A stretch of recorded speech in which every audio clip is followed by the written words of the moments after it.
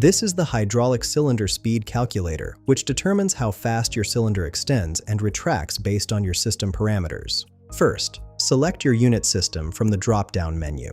You can choose between Imperial, which uses GPM, inches, and inches per minute, or metric, which uses liters per minute, millimeters, and millimeters per second.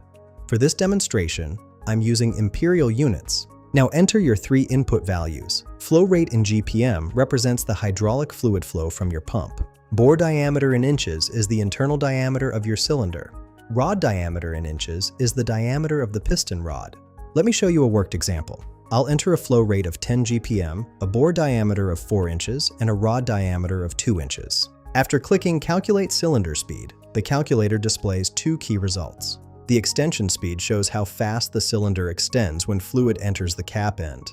The retraction speed indicates how fast it retracts when fluid enters the rod end. The retraction speed is typically faster because the rod reduces the effective piston area on that side.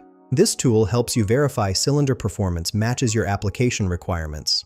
Find the link in the description below.